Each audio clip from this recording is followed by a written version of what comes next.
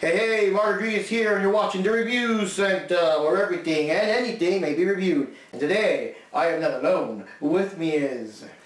Jupi-chan, or Ninja Jupi.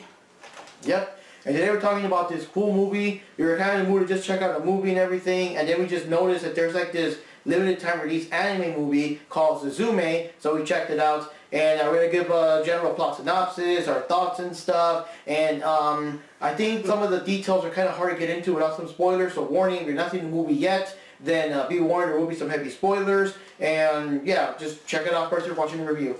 So, well, first of all, what is the movie's full title? Because they just call it Suzume.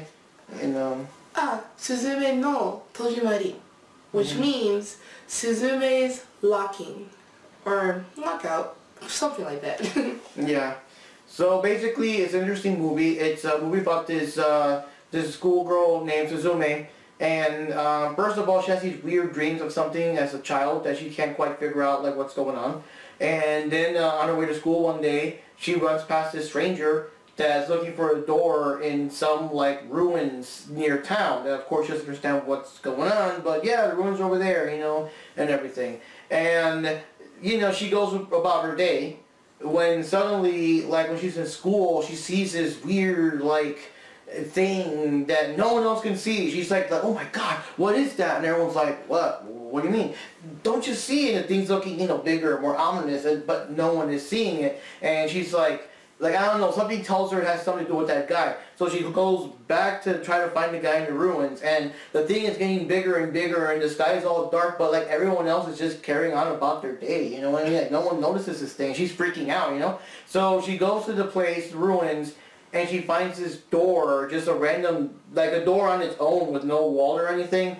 And when she opens the door, it shows like this weird world, but when she tries to go through it, she just ends up at the other side of the door, you know, like how regular doors work and stuff like that.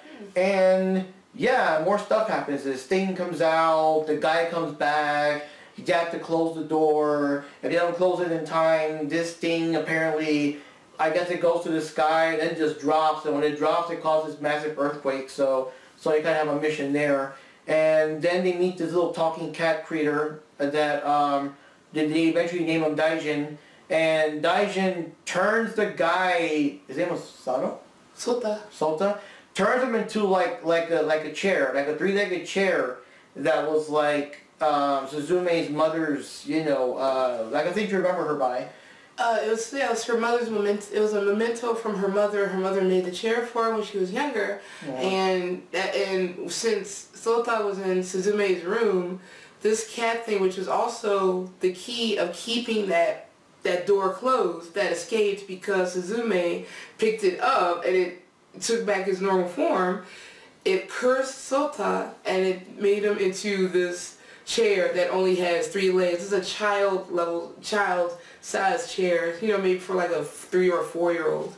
So now Sota and Suzume are pretty much on a quest to make sure that none of these other gates open so that those weird things don't escape, and to try to find Daijin to return him back to be the key to keep the door closed. Yes. Well, at the same time, because Sota still walks and talks like he's a chair, but he can still talk and walk around and stuff like that. So they also want to find him and, you know, hopefully turn him back human, you know. So that's basically the plot in a nutshell. Trying to find Daijin, turn Sota back to normal, close all these doors, and also kind of figure out kind of like why is all this stuff happening to begin with and everything. So it is pretty interesting. And yeah, what can I say? It's a very interesting movie. It really, I like that it kind of starts up pretty quick. Like, I mean, you know, it's kind of establishes a bit of her life with her aunt for a little bit, but for the most part it starts real quick. And then things keep happening, and she keeps going to different towns and stuff, and... That's something I like, because the story itself starts in the Kyushu region of Japan. So that's more like the southern region. So after that situation, you know, they're trying to find Daijin, and, you know, she's chasing down Daijin while carrying the chair that talks. Weird. And you know, she ends up in different areas of Japan. So she's in Kyushu, she ends up in the Kansai region, you know, like at Kobe. She ends up, she goes to Ehime Island, and then she ends up at the final point, which is Tokyo, which is where the final gate is. So in all of these different places, that's, you know, the doors and the gates are there, and Sota is there to make sure these gates stay closed. But the problem is, Daijin seemingly is the one opening these gates to let out these giant worms. They call them like a giant worm thing, and like as pointed out, if the worm, these giant long worm things hit the ground, it causes an earthquake. But only certain people can see it. So other people, they might see, you know, they'll get the earthquake alert, but they're not seeing the worm drop that causes the earthquake. Mm-hmm. So yeah, so I thought it was really interesting how started in Kyushu and then Suzume meeting all these different people. Along the way, you know, she was hitchhiking. She met this girl whose family ran like I think they would be called a snack, you know, like little snack bars where you can you go in, you can have like drinks and you karaoke, have, right? Well, yeah, they always have the karaoke. I've been to some of them, but the patron that ran it was much older than the one running this one. Yeah, you know, get a quick meal. They usually stay open till a little late in the night. See them in more smaller areas, I would say. So, you know, she saw her hitchhiking and she took her in, and it's just interesting that Suzume met so many people for this crazy journey, and it ended in Tokyo. Yeah.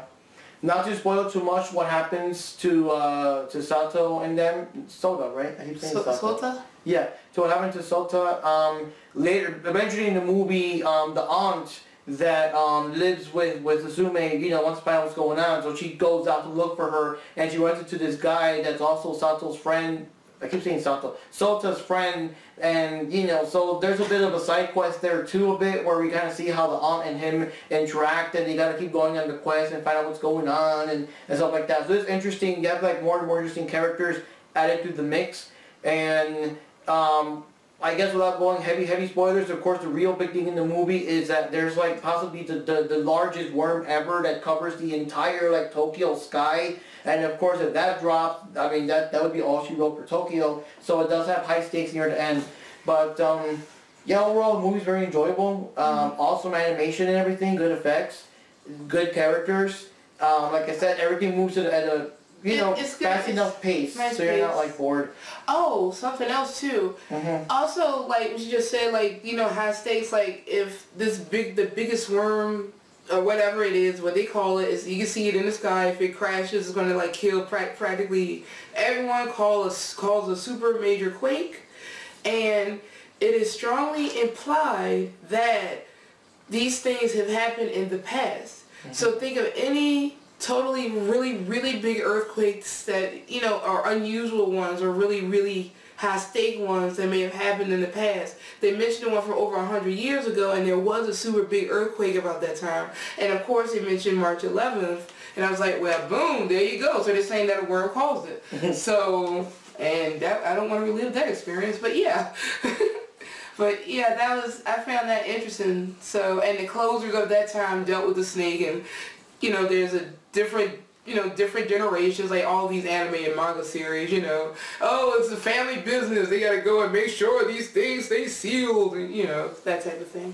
Yeah, but overall, enjoyable movie. The characters are cool. It gives you enough time for you to know each character, so you kind of care about them all and how they treat Suzume as she goes from different people, different towns, and all that, and yeah, it's pretty interesting. I like the movie. I particularly like near the end where the aunt and them kind of get involved too, because usually in other kind of movies, like, you know, the parents and stuff are completely in the dark, or they only show up near the very end where everything is whatever. But here, like, kind of like, I want to say maybe the third or so part of the movie, they get involved too. And even though they don't understand what's going on, it's still kind of like take us there, and they, well, okay, whatever, we'll take her there and all that. So yeah, I like that. That is a bit different. I think they got a little bit involved with the weirdness and everything. But overall, very good movie. Got kind of emotional near the end though. Kind of hit the heartstrings a bit. Yeah, almost. Yeah, you know, I was trying to hold back tears as well. Yeah, it's rough because you know, it deals with like Suzume, which is why she lived with her aunt. She lost her mom and stuff, and there's a lot of stuff near the end to kind of. You know, it's, you know, we lost our parents, so at least I lost my parents too in the past, so, you know, it kind of hits hard. I was assuming it hits hard for other people who have lost their parents. But overall, good movie. I like it. Cool characters. the story keeps going and it doesn't like stop too long at one place to keep you bored. And the characters have enough interaction time to make you care for them. And just enough stuff going on, you're curious, what's going to happen next? What's going on? Oh my god, Daijin's over here now, over there now, and stuff like that. So it's like, well, just the whole fact that, like, what is Daijin's deal anyway, you know, just to figure that out too. It's just, yeah. So overall, I enjoyed it. Pretty good movie. Any thoughts? Oh, going back to Daijin, Daijin was actually trending on different social media sites. I was like, wait, what? Because Daijin's character is like a little cat. So that's what they're chasing. But yeah, I thought it was a pretty good movie. I liked it. Like you said, it kept going, make you wonder like, oh, what's going to happen? The chair thing, I mean, I just laughed at that. And there's one thing I did see, you know, like it was interesting seeing certain places and things that I know in real life, or, you know, for example, it was interesting seeing the trains that I used to use to go to work. So I saw like the Chuo line and the Yamanote line, which is in Tokyo. So Chuo line Rapid, Chuo line Local, Yamanote line, which is like a circle, like a goes around circle. And she took the Shinkansen into Hokkaido. To Tokyo Station. I mean, that's not a Shinkansen, but it is a type of Shinkansen, but I forgot the line. But yeah, because I've used it myself coming from like Kyoto back to Tokyo before. But yeah, it was interesting just seeing all of that. And for all of you guys who are nerds like us, if you happen to go to Tokyo, you can use the Chuo line or the Chuo line Local, go to Nakano Broadway. And you will, and that's a good place for nerds to go if you want to shop for, like, you know, stuff. Pop. Oh no, I knocked off your Funko Pops. I'm sorry. Oh god. Yep. No, I'm sorry. Well, maybe Leonardo can take it. Well, maybe maybe find some Funko. I don't know about Funko Pops, but you can find like old video games, old retro stuff. If you like to get anime, you know, like cells and all that stuff, you can get that in Nakano Broadway. You get plushies in Nakano Broadway. If you're a person like me that likes music and trying to find old music that's not released anymore, good luck. You get some, yeah, because I could not find no Street Fighter 2's tribute album or that Sega collection that came out maybe about 20 years ago because it's out of print. So, you know, you can find stuff like that. There's a comic book shop. There's a manga shop. Yeah, it's like so much stuff in Nakano Broadway. I would recommend it to anybody and everyone. Don't go to Akihabara. Go to Nakano Broadway. Well, you can go to Akiba too, but go to Nakano Broadway. Yeah. Well, the last thing I wanted to point out though is I do like how brave Suzume is and like her character, and she feels like a lot of stuff is like her duty. This kind of stuff just kind of sort of happened to her, and there are a lot of times where Sota kept telling her to go away, risk your life, you're gonna die, like why are you still here? But no, she wants to stay, she wants to figure things out, she wants to help, and that's kind of cool, and that's kind of like I guess generosity and stuff. I didn't want to call it generosity or like selflessness. That sounds better. Like selflessness of her is what kind of helps with all these other people and stuff that she meets and interacts with and stuff like that. You know, I think another reason she was probably doing it, it probably wasn't really kind of said in the movie. It wasn't really said in the movie, but I think it's just conveying the fact that she keeps having those dreams. She's the only one that's seeing this stuff. She probably, like, on a subconscious level, wanted to find an answer to why she was the only one seeing these things, or, you know, why, you know, all that stuff, and why she keeps having the dreams from her child, you know, from her past and all that. Yeah. But like I said, pretty good movie, pretty awesome, and I don't know, I might pick it up later on when it comes out on release and everything. The interesting movie was actually released in Japan like November of last year, so I guess it just like. I guess whenever they dubbed it, they considered it, hey, this movie's good enough to release it, you know, in theaters for limited release. Because usually, yeah, some of those Studio Ghibli, is it? I'm not sure it was a Ghibli movie. Yeah, they usually do, but I wasn't sure if that was a Studio Ghibli movie or not, because I could actually view it as Ghibli. I could view it as one, honestly. Yeah. But that's what I mean. They usually only release like those movies or like, you know, Dragon Ball. Miyazaki films. Yeah. Like Dragon Ball Super and stuff, but like this one was like an extra one, but yeah, a lot of fun. So anyways guys, yeah, I think that's pretty much covered all our bases there for that, right? Because it's kind of hard to talk too much without spoiling too much. Yeah, trying not Because one to. thing just like leads to the other. It's hard to, you know what I mean? Yeah, it just builds up. And like I said, it was just nice just seeing all the different regions of Japan. It made you wonder, like, oh, is this kid going to end up in Hokkaido? But I was like, okay, start off in Kyushu. Okay, she already made it all the way up to Honshu. I said, okay, now she going to get to Tohoku and then Hokkaido. I mean, I was just waiting for that or something. But nope, it stops in Honshu with Tokyo. Yeah. So anyways, guys, this is Mark Rodriguez here.